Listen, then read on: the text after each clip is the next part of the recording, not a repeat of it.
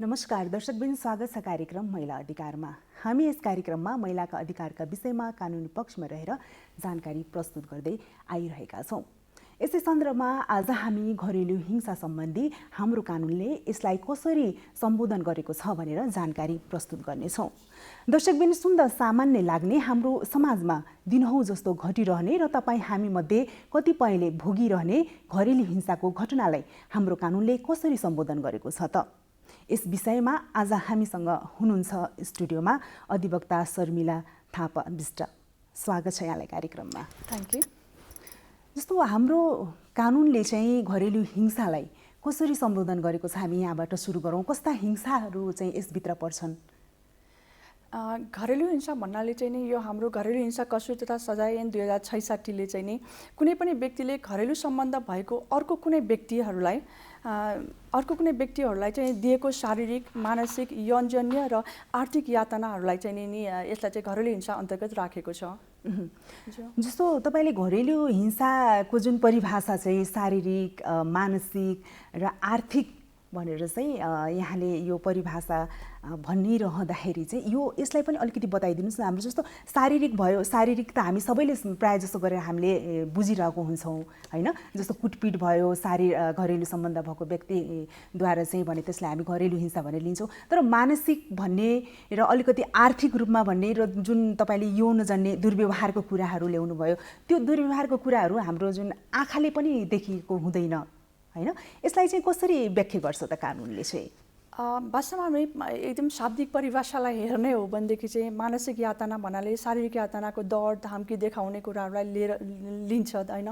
अर्को कुरा भनेको चाहिँ एकदम त्रासपूर्ण अवस्थाहरू चाहिँ सृजना गर्ने कुरालाई पनि मानसिक यातनामा लियो। गाली बेइज्जती गर्ने कुराहरू, झुटा आरोपहरू लगाउने कुराहरूलाई, अनि घरबाट चाहिँ निकाला गर्ने कुराहरूलाई, अनि वैचारिक, धार्मिक, सांस्कृतिकको हाम्रो प्रथाहरूको कुरालाई पनि चाहिँ यदि हामीलाई चाहिँ हिंसा गरिन्छ भने, कुनै भेदभाव गरिन्छ भने यसलाई पनि मानसिक यातनाको रूपमा नै चाहिँ यस ऐनले चाहिँ सम्बोधन गर्यो। तर अलिकति चाहिँ यो प्रमाणित गर्ने क्रममा चाहिँ यो चाहिँ हामीलाई मानसिक यातनाको चाहिँ नि कुनै पनि कडी नभएको कारणले गर्दाखेरि चाहिँ अलिकति चाहिँ समस्या चाहिँ हुने गरेको चाहिँ छ। यसलाई चाहिँ वास्तवमा भनेको हामीसँग त्यस्तो खालको कुनै पनि मापदण्ड चाहिँ देखिँदैन। त्यस कारणले गर्दाखेरि चाहिँ अलिकति प्र्याक्टिकल्ली हामीलाई प्रमाणित गर्नलाई चाहिँ अलिकति गाह्रो अवस्था चाहिँ छ। जटिलता यहाँले भनिसक्नु भएको छ, यो जटिल छ, यसलाई प्रमाणित गर्नको लागि भनेर चाहिँ यस्तो अवस्थामा हामीले के गर्न सक्छौँ? हामीले चाहिँ जो प्रभावित हुन्छौँ, जो पीडित हुन्छौँ, जो यस्ता हिंसाको शिकार भइरहेका छौँ, हामीले चाहिँ के गर्न सक्छौँ?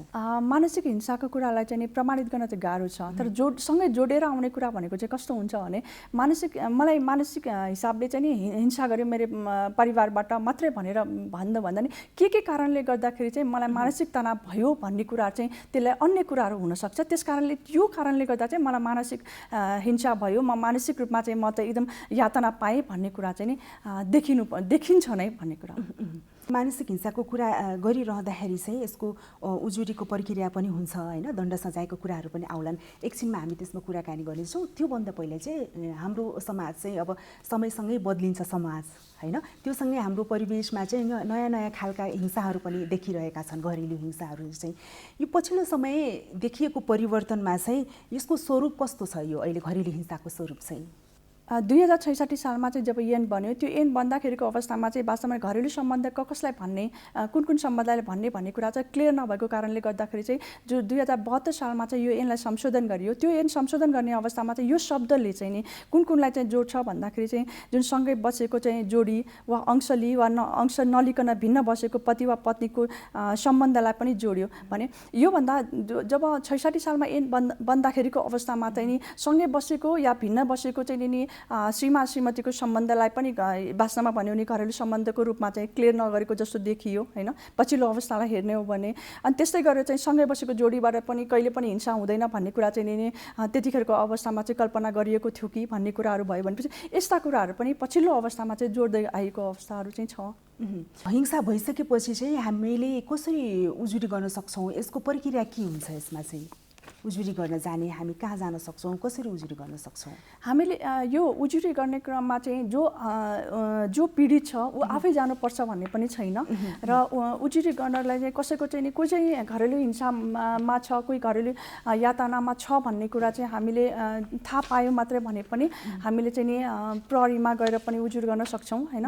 त्यसै गरी चाहिँ नि महिला आयोगमा गएर पनि उजुरी गर्न सक्छौँ र स्थानीय निकायमा गएर पनि उजुरी गर्न सक्छौँ। र स्थानीय निकाय यो यसमा पनि फेरि मैले जोडेँ, यो जब ऐन हाम्रो 2066 सालमा जब ऐन बन्यो, यो ऐन बन्दाखेरिको अवस्थामा चाहिँ यो स्थानीय निकायको बारेमा चाहिँ त्यति कल्पना गरिसकेको अवस्थाहरू थिएन र भने 2072 सालको चाहिँ नि संशोधन पछाडि चाहिँ स्थानीय निकायलाई पनि घरेलु हिंसा सम्बन्धीमा चाहिँ नि उजुरी सुन्ने र त्यसमा कारबाही गर्ने भनेको सर्टेन कारबाहीहरू सम्पूर्ण उसमा चाहिँ सजाय गर्ने हकसम्ममा होइन, हजुर सजाय गर्ने हकसम्ममा चाहिँ नभइकन चाहिँ सर्टेन काम कारबाही गरेर चाहिँ उनीहरूलाई चाहिँ मिलापत्र गर्ने सम्मको चाहिँ अधिकार चाहिँ स्थानीय निकायलाई पनि दिएको छ।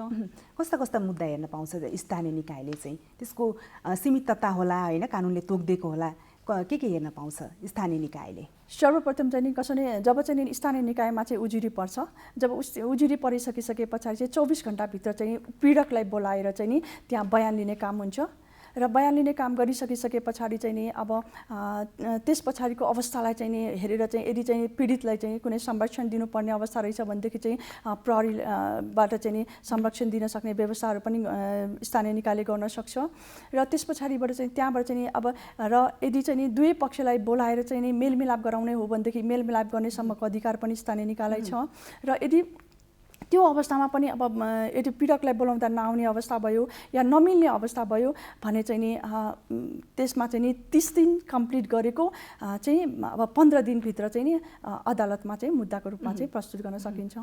भनेको हामी घरेलु हिंसा भइरहेको जो प्रभावित हुनुहुन्छ, जो पीडित हुनुहुन्छ, उहाँले मात्रै नभएर हिंसा देख्ने जो कोहीले पनि हामीले उजुरी गर्न सक्छौँ घरेलु हिंसाको मुद्दामा चाहिँ राष्ट्रिय महिला आयोग र प्रहरीकोमा गएर।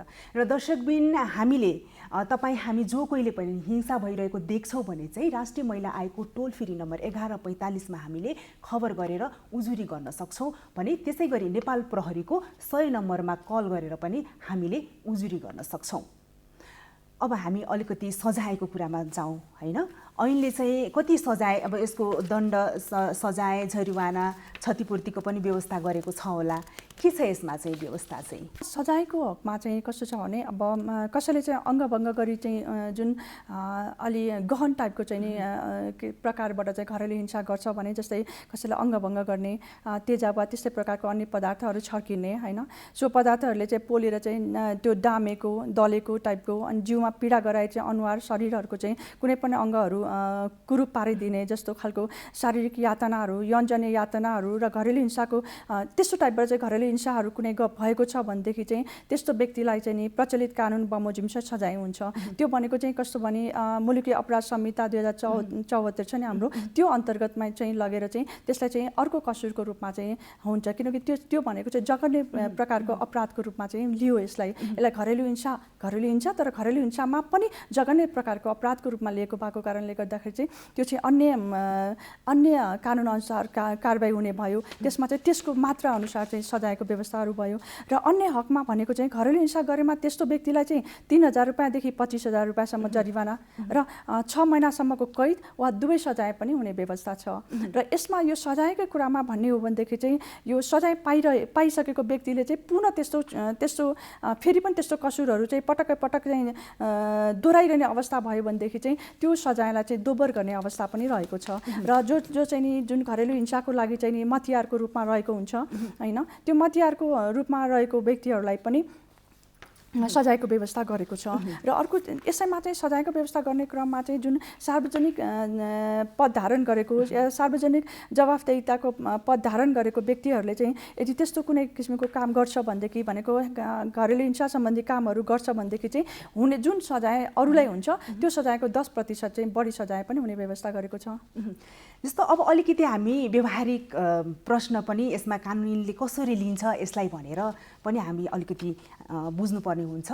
जस्तो घरेलु हिंसा भनेको घरकै नाता सम्बन्धको बीचमा हुने हिंसा हो र घर परिवारकै विरुद्धमा जानुपर्ने हुन्छ। हामी चाहिँ जब न्याय खोज्न जान्छौँ त्यो भनेको पक्कै पनि एउटा गाह्रो काम हो। आफ्नै परिवारको विरुद्ध जानु भनेको त्यो सहज हुँदैन र विशेष गरेर हाम्रो यो पितृसत्तात्मक समाज अथवा सोचको कारणले गर्दा धेरै गरेर चाहिँ हुन त पुरुषहरू पनि नहुने होइन हिंसाको शिकार, तर विशेष गरेर चाहिँ महिलाहरू नै हामी धेरै घरेलु हिंसाको शिकार भएको पाउँछौँ। यसमा चाहिँ आफ्नो परिवारको विरुद्धमा जान कति गाह्रो हुन्छ, कति सहज छ?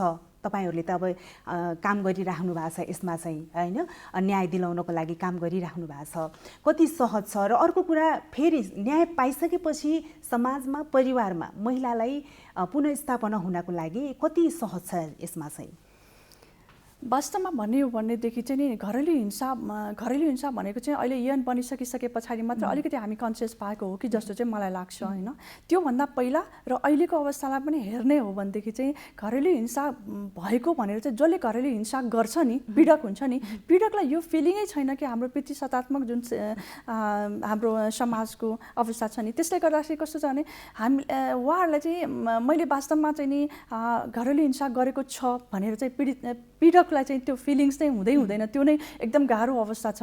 अहिले चाहिँ कसो यो ऐन आइसकिसके पछाडि चाहिँ एउटा अलिकति डरलाग्दो अवस्था चाहिँ के छ भने ऐन छ, सजाय हुन्छ, त्यस कारणले गर्दाखेरि चाहिँ घरेलु हिंसाको घटना चाहिँ मैले घटाउनु हुँदैन भन्नेसम्म चाहिँ थाहा छ। तर के अवस्थामा चाहिँ घरेलु हिंसा हुन्छ भन्ने कुरामा चाहिँ जसरी हामीले चाहिँ नि जुन मानसिक यातनाको कुरा गऱ्यौँ, शारीरिक यातनाको कुरा गऱ्यौँ, आर्थिक यातनाको कुराहरू जुन गऱ्यौँ नि, हो त्यस्ता यातनाको कुराहरू गर्दैको अवस्थामा चाहिँ जस्तो अब हामीले भन्छ खान दिएन भन्छ, तर खाना नदिएको कुरा कसरी भन्ने होइन, सँगै बसेर यो चाहिँ एक किसिमको चुनौतीको विषय पनि छ। खाना नदिएको कुरालाई कसरी चाहिँ नि भन्ने, घरेलु हिंसाको कुरामा चाहिँ त्यसलाई कसरी जोड्ने, किनभने परिवारमै बसेर खानै नदिएको अवस्था चाहिँ छैन होला होइन, त्यो कुराहरू रह्यो। र अर्को कुरा चाहिँ नि वास्तवमा चाहिँ नि अनि अब फेरि अर्को चाहिँ नि घरेलु हिंसामा चाहिँ उजुरी दिएर एउटा कारबाहीमा परिसकिसके पछाडि त महिलाले कस्तो अवस्था सोच्नुपर्ने हुन्छ भने म त्यो घरमा बसेर भनेको पुनर्मिलन भएको अवस्थामा पनि अब फेरि म पहिलाको जस्तो सम्बन्ध स्थापित हुन्छ भन्ने कुरा चाहिँ नि एकदम कमै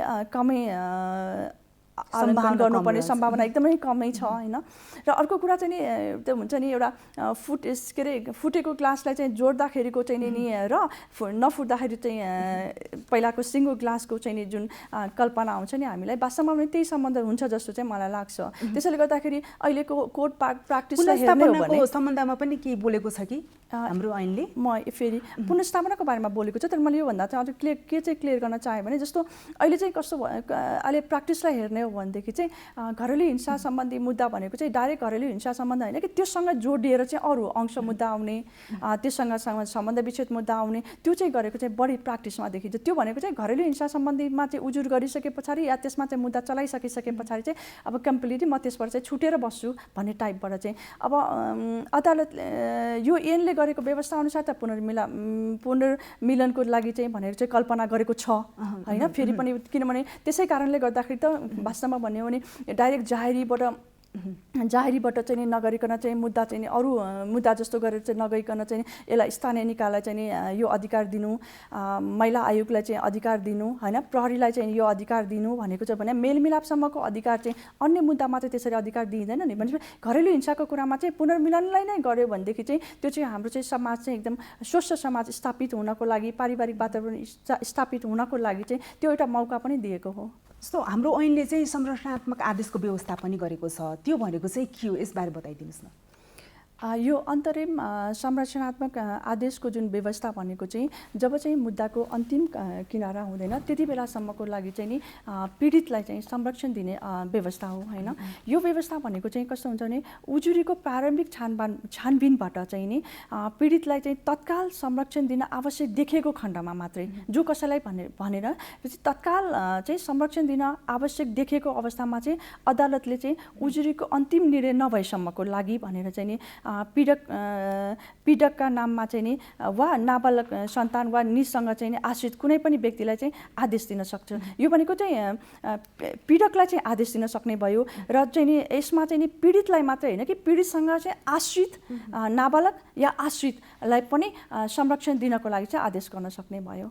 र यो आदेश भनेको चाहिँ नि अब आदेश दिन सक्ने के कुरामा भन्ने कुराहरू पनि छ होइन, ऐनले उल्लेख गरेको छ। यसमा आदेश दिन सक्ने कुराहरूमा चाहिँ नि भनेको चाहिँ नि निजले बसिआएको चाहिँ घरमा बसोबास गर्न दिन, खाना लगाउन दिन, कुटपिट नगर्न तथा शिष्ट र सभ्य व्यवहार गर्नु भनेर आदेश गर्न सक्छ। त्यस्तै गरेर चाहिँ पीडितलाई शारीरिक वा मानसिक चोट पुगेको भएमा चाहिँ उचित उपचार गराउन वा उपचारको लागि चाहिँ उपयुक्त रकम दिनु भनेर आदेश गर्न सक्छ। त्यस्तै गरी पीडक र पीडितलाई चाहिँ एकै ठाउँमा बसोबास गर्न उपयुक्त हुने नदेखेको अवस्थामा चाहिँ नि पीडकलाई चाहिँ अलग बस्ने व्यवस्था गर्न तथा त्यस्तै गरेर चाहिँ नि यो अलग अलग पीडितको चाहिँ भरण पोषणको लागि चाहिँ आवश्यक व्यवस्था गर्न सक्छ। त्यसको लागि पनि आदेश गर्न सक्छ। र गाली बेइज्जती गर्ने, धम्की दिने तथा सभ्य व्यवहार गर्ने काम नगराउनको लागि पनि आदेश दिन सक्छ। किनभने जब मुद्दा परिसकिसके पछाडि त एकले अर्कालाई चाहिँ नि अभद्र व्यवहार गर्ने अवस्थाहरू पनि सृजना हुन सक्छ भने त्यस्तो अवस्थाहरू सृजना नहोस् भन्नको लागि पनि आदेश दिन सक्ने भयो। र अनि अर्को कुरा चाहिँ भनेको चाहिँ पीडित छुट्टै बसेको ठाउँमा या बाटोघाटोमा या कार्यालयमा गई चाहिँ कुनै किसिमको सञ्चार माध्यमबाट वा कुनै पनि प्रकारले चाहिँ दुःख दिने या सताउने कुनै कामहरू गर्छ यदि भने चाहिँ त्यस्तो कुराहरू पनि नगर्नको लागि पनि आदेश दिन सक्ने भयो। र अर्को कुरा भनेको चाहिँ यो पीडितको हित र सुरक्षाको विभिन्न अन्य कुराहरू, आवश्यक कुराहरू पनि हुनसक्छ जुन चाहिँ नि अब भनेको त्यो चाहिँ व्यक्ति पछि फरक कुराहरू हुनसक्छ भने त्यस्तो अवस्थामा पनि यो आवश्यक र उपयुक्त हुने कुरा गर्न या नगर्नको लागि पनि आदेश दिन सक्छ। यो घरेलु हिंसाको कुरा गरिरहँदाखेरि चाहिँ यो बन्दाबन्दीको अवस्थालाई पनि कुरा गर्नुपर्ने हुन्छ। पछिल्लो समय यो कोभिड-19बाट उत्पन्न परिस्थितिको कारण जुन बन्दाबन्दीको अवस्था सिर्जना भयो त्यसमा चाहिँ विश्वमा नै घरेलु हिंसाको तथ्याङ्क चाहिँ बढेको देखाउँछ भने हाम्रो देशमा पनि हाम्रोमा पनि त्यो बढेर गएको तथ्याङ्कले देखाउँछ, विभिन्न तथ्याङ्कहरूले चाहिँ देखाउँछ होइन। यसरी हेर्दाखेरि चाहिँ यो विशेष अवस्था जस्तो दैवी प्रकोप हुन्छ, विपद हुन्छ होइन, यस्ता विशेष अवस्थामा हुने घरेलु हिंसालाई चाहिँ हाम्रो यो ऐनले चाहिँ कति सम्बोधन गर्छ, यसले गर्छ कि गर्दैन, के छ यसमा चाहिँ घरेलु हिंसालाई, त्यस्ता खालका समयमा हुने घरेलु हिंसालाई चाहिँ? यसले चाहिँ वास्तवमा भन्यो भने यो ऐनले चाहिँ सामान्य अवस्थामा चाहिँ भनेको विशेष अवस्था र सामान्य अवस्थाको चाहिँ परिकल्पना गरेको छैन होइन। विशेष अवस्थामा र सामान्य अवस्थामा परिकल्पना नगरिकन चाहिँ सामान्य हिसाबले चाहिँ नि जब सामान्य अवस्थामा जसरी चाहिँ नि यो यसलाई चाहिँ नि अपराध मानेको छ, हिंसा मानेको छ, ठिक त्यस्तै गरेर चाहिँ नि विशेष अवस्थामा चाहिँ नि भनेर विशेष अवस्थाको लागि भनेर चाहिँ यसले कुनै पनि कुराहरू चाहिँ सम्बोधन गरेको चाहिँ खासै देखिँदैन।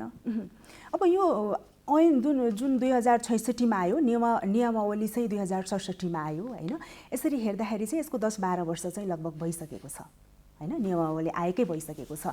अब यो कार्यान्वयनको कुरा गरौँ हामी एकचोटि। कार्यान्वयन कस्तो रह्यो, यसको के छन् चुनौतीहरू चाहिँ, यो ऐन कार्यान्वयनका चुनौतीहरू के छन् यसमा चाहिँ? यस ऐनलाई चाहिँ कार्यान्वयन गर्ने पक्षमा चाहिँ सबै कुराहरूमा चाहिँ एकदम सबल नै मान्नुपर्छ। वास्तवमा भन्यो भने चाहिँ महिला अधिकारको बारेमा, महिलाहरूले सुरक्षित हुने कुरामा, महिलाहरूले सम्मान पाउने कुरामा चाहिँ यस ऐनले चाहिँ वास्तवमा भने राम्रोसँग सम्बोधन गरेकै मान्नुपर्छ। तर यो ऐन आइसके पछाडि चाहिँ नि जुन हाम्रो ऐनले चाहिँ यो सेवा केन्द्रहरू चाहिँ स्थापना गर्ने कुराहरू, सञ्चालन गर्ने कुराहरू पनि आएको त्यस ऐनमा चाहिँ उल्लेख गरेको छ। तर अहिले चाहिँ सञ्चालनमा रहेको चाहिँ जुन सेवा केन्द्रहरू भनेको चाहिँ जुन पहिला यसले चाहिँ विशेष ऐन आइसकिसकेपछि विशेष रूपमा चाहिँ अन्य सेवा केन्द्रलाई नगरिकन चाहिँ जुन यो एनजिओ आइएनजिओबाट चाहिँ पहिला हिसाबले जुन चलिरहेको छ नि त्यस हिसाबलाई मात्रै गरेर चाहिँ वास्तवमा हेरेर लिएर हो भनेदेखि चाहिँ सेवा केन्द्रमा चाहिँ सरकारले विशेष पहल गरेर चाहिँ स्थापना गर्नुपर्छ र त्यो अनुसार सञ्चालन गर्नुपर्छ। जस्तो तपाईँले त अब लामो समय काम गर्नुभएको छ होइन, अब तपाईँ महिला पनि हुनुहुन्छ र कानुनको विज्ञ पनि हुनुहुन्छ। यसरी हेर्दाखेरि चाहिँ यो वास्तवमै न्याय पाउन कति सफल भएका छन् कति महिलाहरू, अथवा यो ऐनले चाहिँ कति सहज गरेको छ? वास्तवमा हुन नै घरेलु हिंसा सम्बन्धी ऐन आइसकिसके पछाडि चाहिँ नि उही घरेलु हिंसा भएको भनेर उजुरी गर्न गाह्रो परिस्थिति चाहिँ हामीलाई छ। किनभने जुन परिवार भनेर चाहिँ नि जुन परिवारको लागि नै भनेर चाहिँ बसेको हुन्छ र त्यही परिवारको विरुद्धमा जानु भनेको चाहिँ एकदम ठुलो कुरा हो, ठुलो चुनौतीको कुरा हो। त्यस हिसाबमा चाहिँ उजुरी लिएर जानु चाहिँ एउटा सकसको कुरा चाहिँ रहेको छ। र अहिलेको अवस्थामा चाहिँ यो घरेलु हिंसा सम्बन्धमा चाहिँ जब उजुरी परिसकिसके पछाडि र अदालतमा गइसकिसके पछाडि यदि पुनर्मिलनको अवस्थालाई चाहिँ मैले त्यसलाई छोडेँ, अदालतमा गइसकिसके पछाडि चाहिँ नि प्रायः जसो चाहिँ एउटा चाहिँ कस्तो पनि एउटा हाम्रो व्यावहारिक हिसाबले हेर्दाखेरि चाहिँ यहाँ चाहिँ नि भएको छ कि छैन, घरेलु हिंसा भएको छ कि छैन भन्ने कुरालाई चाहिँ प्रमाणित गर्ने कुरामा मैले यसभन्दा अगाडि पनि मैले बताइसकेँ होइन। त्यसमा चाहिँ गाह्रो हुँदै पनि यो चाहिँ एक किसिमबाट चाहिँ नि धेरै पर्सेन्टेजमा चाहिँ धेरै हकमा चाहिँ न्याय पाएको जस्तो लाग्छ मलाई, न्याय पाएकै जस्तो चाहिँ मलाई लाग्छ। क्षतिपूर्तिको पनि व्यवस्था गरेको छ यसले। घरेलु हिंसाबाट चाहिँ नि पीडित व्यक्तिहरूलाई तत्काल उपचार गराउँदा चाहिँ लागेको खर्च पीडकले दिने भन्ने व्यवस्था चाहिँ गरियो। कहिलेका चाहिँ पीडकले तुरुन्त दिन नसक्ने अवस्थाहरू पनि हुनसक्छ होइन। त्यस्तो अवस्थामा छ भनेदेखि चाहिँ तत्काल उपलब्ध गराउन नसक्ने अवस्था छ भने चाहिँ सम्बन्धित महिला तथा बालबालिका कार्यालयले चाहिँ तत्काल त्यस्तो खर्चहरू उपलब्ध गराइदिने व्यवस्था गरेको छ। र त्यो कार्यालय अब सो कार्यालयले चाहिँ उक्त रकमहरू चाहिँ नि पीडितबाट चाहिँ असुल उपर गराउने, कुनै समय निश्चित समय पछाडि चाहिँ असुल उपर गराउने व्यवस्थाहरू गरेको छ। र यो घरेलु हिंसाबाट पीडित व्यक्ति चाहिँ मानसिक र शारीरिक रूपमा चाहिँ अशक्त भएको कारणले चाहिँ अस्पतालमै उपचार गराउनु पर्ने अवस्थाहरू पनि हुनसक्छ होइन। त्यस्तो अवस्थामा चाहिँ लागेको सम्पूर्ण खर्च पनि पीडकले नै बेहोर्नु चाहिँ पर्छ। र सो कारणले चाहिँ नि पीडकले त्यस्तो खर्च तत्काल उपलब्ध गराउन नसकेको अवस्थामा चाहिँ नि के गर्ने भन्ने कुराहरू पनि भन्ने पनि ऐनमा व्यवस्था गरेको छ। त्यस्तो अवस्थामा चाहिँ नि यो बालबालिका कार्यालय, यो महिला तथा बालबालिका कार्यालय र यो सेवा केन्द्रबाट नै पीडितले त्यस्तो उपचारको रकम पाउने भनेर चाहिँ नि यो आदेश गराउन चाहिँ अदालतबाट आदेश गराउन चाहिँ सकिने भयो। र यस्तो उपलब्ध गराएको रकम चाहिँ त्यो कार्यालयले पीडकबाट चाहिँ नि यो सरकारी बाँकी सर चाहिँ असुल उपर गरेर चाहिँ लिन सक्ने व्यवस्था पनि गरेको छ। जस्तो अब हामी अन्तिमतिर पनि छौँ होइन। तपाईँले चाहिँ सरसरी हेर्दा यो अब यो ऐनलाई चाहिँ प्रभावकारी कार्यान्वयन गराउन होइन, सबैको जानकारीमा पुर्याउन र सबैलाई न्याय दिलाउन र हिंसा रहित समाज, परिवार, व्यक्ति बन्नको लागि चाहिँ हामीले आफ्नो तर्फबाट, जस्तो राज्यको तर्फबाट हुनसक्छ, नागरिकको तर्फबाट हुनसक्छ, हामीले चाहिँ के गर्नु पर्ला? वास्तवमा भन्यो भने यो चाहिँ एउटा ठुलो चुनौतीको रूपमा चाहिँ रहेको छ होइन घरेलु हिंसाको कुराहरूमा। र हामीले चाहिँ कस्तो भने हाम्रो एउटा परिपाटी चाहिँ कस्तो छ भने जब महिला अधिकारको बारेमा चाहिँ नि कुनै विशेष कुराहरू ल्याउँदैछौँ भनेदेखि चाहिँ हामीले चाहिँ नि महिलालाई मात्रै एकत्रित गरेर चाहिँ कुनै कार्यक्रमहरू सञ्चालन गर्ने हाम्रो परिपाटी छ होइन। त्यस कारणले गर्दाखेरि चाहिँ मलाई चाहिँ के लाग्छ भनेदेखि सायद त्यो चाहिँ नि सरकारी स्तरबाट होस्, निजी स्तरबाट होस्, त्यसको लागि चाहिँ हामी चाहिँ पीडित कोबाट हुन्छ, महिला कोबाट पीडित हुन्छ भन्दाखेरि महिलाबाट पनि हुन्छ, महिलाबाट नहुने भन्न खोजेको होइन। तर एउटा एजम्सन चाहिँ पुरुषबाट पीडित हुन्छ भन्ने खालको एउटा एजम्सन हो। तर सोचबाट हुन्छ हामी चाहिँ, हजुर, त्यो महिलामा नि हुनसक्छ, पुरुषमा पनि हुनसक्छ। तर त्यो सोचको कुराहरू मात्रै हो। त्यस कारणले गर्दाखेरि चाहिँ यदि चाहिँ महिला विरुद्धमा चाहिँ कुनै चाहिँ घरेलु हिंसा लगायतको कुनै पनि हिंसाको कुराहरू छ भनेदेखि चाहिँ त्यस्ता कुराहरूको लागि चाहिँ हामीले चाहिँ पहिला चाहिँ एउटा चाहिँ अवेरनेस कार्यक्रमहरू गर्न सक्नुपर्छ होइन। र त्यो कार्यक्रममा चाहिँ महिलालाई मात्रै समावेश नगरिकन चाहिँ नि पुरुषलाई पनि समावेश गर्नु सक्नुपर्छ। र अर्को कुरा चाहिँ यो घरेलु हिंसा भनेको घरभित्रको परिवारबाट सुरु हुने भएको कारणले गर्दाखेरि चाहिँ सुरुको अवस्थामा चाहिँ एउटा हामीले चाहिँ नि एउटा संस्कारको व्यवस्था हुन्छ नि, एउटा संस्कार भनेको चाहिँ बच्चादेखि नै हामीबाट नै सिकाउँदै लैजानुपर्छ। त्यसमा चाहिँ भनेको अब भित्रको अवस्थामा भनेको घरभित्र बस्दाखेरि चाहिँ एकले अर्कालाई चाहिँ रेस्पेक्ट गर्नुपर्ने कुराहरूलाई चाहिँ हामीले चाहिँ घरभित्रबाट नै सिकाउन सक्यौँ भनेदेखि त्यो चाहिँ हामी सबैको हरेक व्यक्तिको चाहिँ कर्तव्य पनि हो। चाहिँ यदि घरभित्रबाट चाहिँ नि हामीले त्यो एकअर्कालाई चाहिँ रेस्पेक्ट गर्नुपर्छ भन्ने कुरा सिकायो भनेदेखि चाहिँ हामीले घर बाहिर गरेर पनि एकअर्कालाई रेस्पेक्ट गर्न सक्छौँ होइन। त्यो चिजहरू चाहिँ नि हामीबाट नै सुरु गर्नुपर्छ जस्तो मलाई लाग्छ। र अर्को कुरा चाहिँ कस्तो यो हाम्रो घरेलु हिंसाको कुरामा चाहिँ यो आर्थिक र मानसिक हिंसाको मापदण्ड नै नभएको कारणले गर्दाखेरि प्रमाणित गर्न गाह्रो छ। यो कुरा चाहिँ एउटा चुनौतीको रूपमा चाहिँ रहेको छ होइन। र अनि अर्को चाहिँ ऐनको कुरालाई चाहिँ लिएर हेर्ने हो भनेदेखि चाहिँ कसरी चाहिँ जान सक्नुपर्छ भने एउटा कुरा चाहिँ यो ऐनमा चाहिँ अन्य कुरालाई भन्दा पनि हुन त गहन प्रकृतिको चाहिँ घरेलु हिंसा छ भनेदेखि चाहिँ हामीले चाहिँ नि अर्को चाहिँ नि प्रचलित ऐन अनुसार जाने कुरा चाहिँ त्यो छँदैछ। तर सामान्य अवस्थामा चाहिँ नि सकभर चाहिँ नि यो कुरालाई चाहिँ बढाएर भन्दा पनि सम्बन्धित पक्षहरूलाई राखेर चाहिँ पुनर्मिलनको लागि चाहिँ नि हामीले चाहिँ नि त्यसलाई चाहिँ बढी जोड दिएर चाहिँ जानुपर्छ। र अर्को कुरा चाहिँ सजायमा चाहिँ रिभ्यू हुनुपर्छ।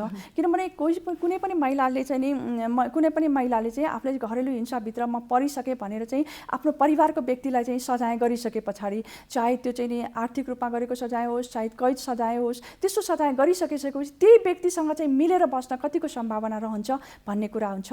त्यसैले गर्दाखेरि चाहिँ सजायमा चाहिँ रिभ्यू हुनुपर्छ। त्यसको जोड भनेको कहाँनिर हुनुपर्छ भन्दा पारिवारिक पुनर्मिलनमै हुनुपर्छ भन्ने कुरा चाहिँ रहेको लाग्छ मलाई चाहिँ नि। हस्, यहाँको महत्त्वपूर्ण समय र जानकारीको लागि यहाँलाई धेरै धेरै धन्यवाद। हस्, धन्यवाद। दर्शकबिन, आजको कार्यक्रममा हामीले घरेलु हिंसा कसुर र सजाय 2066 का बारेमा चर्चा गऱ्यौँ। दर्शकबिन, हिंसा रहित समाज परिवार बनाउनु हामी सबैको दायित्व हो, राज्यको हो, हामी नागरिकको हो। र यदि कसैले हिंसा भएको देख्नुहुन्छ तपाईँ हामी मध्ये कसैले भने राष्ट्रिय महिला आयोगको टोल फ्री नम्बर 1145 कल गरेर उजुरी गर्न सकिन्छ भने त्यसै गरी नेपाल प्रहरीको 100 नम्बरमा कल गरेर पनि हामीले उजुरी गर्न सक्छौँ। हस्त दर्शकबिन, अर्को हप्ता हामी फेरि यस्तै जानकारीमूलक विषयवस्तु लिएर उपस्थित हुनेछौँ। त्यतिन्जेलसम्मको लागि आज्ञा दिनुहोस्। हेर्दै गर्नुहोला नेपाल टेलिभिजन। नमस्ते।